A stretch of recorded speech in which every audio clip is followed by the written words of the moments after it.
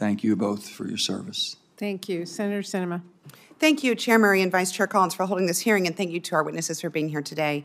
The southwest border is in crisis. Arizona continues to bear the brunt of the federal government's failures on the border, and the situation is only getting worse. Since September 12th of this year, over 14,000 migrants have been released into small communities across Arizona.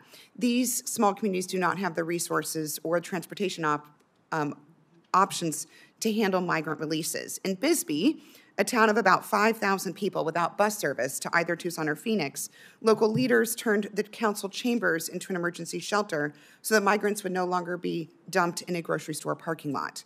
So now is not the time for partisan rhetoric. Our system isn't working. Arizonans and migrants are suffering. Our communities are in crisis. Dangerous drugs like fentanyl are killing thousands of Americans each year. And we have to reject the partisan echo chamber and work together to make meaningful, lasting changes to solve these issues, to secure our border, keep Arizona families safe, and ensure that migrants are treated fairly and humanely. Secretary Mayorkas, in February of 2022, DHS formed the Southwest Border Coordination Center to coordinate planning, operations engagement, and interagency support. While the SBCC didn't do nearly enough to help with resource coordination, they did relay helpful information to my office, and they answered questions in weekly meetings. But last week, my staff was informed that the SBC is standing down. These weekly meetings are ending, which is making it more difficult for my staff to get updates on the situation in Yuma and Tucson sectors. This is especially concerning given the increasing number of ongoing migrant releases in small southern Arizona communities. Will you commit to restarting these weekly meetings between CBP and my office so we can get these regular updates and ensure that our questions are answered in a timely manner? Senator, I look forward to working with you because the Southern Border Coordinating Center was ended, but we are institutionalizing the means of communicating with local jurisdictions. We are institutionalizing further all of the mission sets that the SBCC was performing. So I will follow up with you and get back to you immediately because the communication is key with communities impacted by the influx of individuals at the border. Okay, we'll follow up because we need a meeting every week. The current levels of migration are unprecedented and unsustainable. We've got to send a clear message to potential migrants that we will be fair and humane, but that we will secure our border and enforce our laws.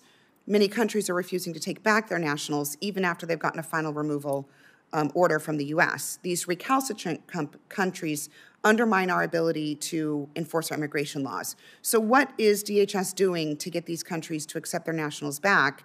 And what authorities do you need from us in Congress to more effectively compel the countries to get their citizens returned to them? The challenge of recalcitrant jurisdictions, Senator, has been one that is decades long. I worked on it back in 2009, and quite frankly, when I was a prosecutor, a federal prosecutor in the 1990s, it was a challenge then. And we are working not just the Department of Homeland Security alone, but working very closely with the Department of State in an all-of-administration effort to get recalcitrant jurisdictions to accept the repatriation of their nationals. In fact, we reached a milestone in that regard with respect to Venezuela, where a few weeks ago we negotiated an agreement successfully, and Venezuela agreed to take back individuals from its country who did not qualify for relief in the United States. So this is a persistent challenge and one that we are attacking persistently. But Secretary, what do you need from Congress? What additional authority would you need from us in order to be able to return these people more rapidly? It is really a matter of international relations, but Senator, let me pose that question to our experts and get back to you. The Family Expedited Removal Management Program, which is called FIRM, ensures that migrant families undergo their credible fear interviews in a timely manner. We know that the stated goal is to remove families within 30 days if they don't articulate a credible fear. How many family units have been enrolled in the FIRM, and how many have been removed to their country of origin? And how many days does the process take? I will get that data to you. I can share with you the top line that we have succeeded in removing more family members than the prior administration, and I will get that data to you. The last few months have shown that many of our ports of entry don't have the necessary staffing or infrastructure to process the very high number of migrants that are coming in through our ports of entry while also facilitating trade and travel.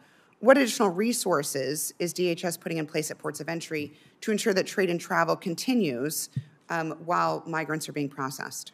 Senator, it's such an important issue that you raised, and one that we have spoken about previously. Our supplemental funding request, which is so urgently needed, seeks, I think it's $240 million for 1,000 new CBP officers from the Office of Field Operations, which work our ports of entry. And Chairwoman, I know that my time has expired. One last comment I'll make. It's obvious that DHS needs additional resources to help this process move forward. I would encourage the Department of Homeland Security and the administration to also recognize what I think is fairly obvious, which is that policy must be changed in order for us to get control of the situation on the border. The number of migrants who are crossing into just my small state alone every day is 8 to 10 times as much as it was under the Obama administration. Without policy changes, the cartels will continue to decide who enters our country through what ports and what times. Thank you. Thank you. With that, I want to thank all of our colleagues who participated today. I want to thank Secretary Becerra, Secretary Mayorkas. Thank you so much for your time. Thank you for being here today. Senator Collins, would you like to make any closing remarks?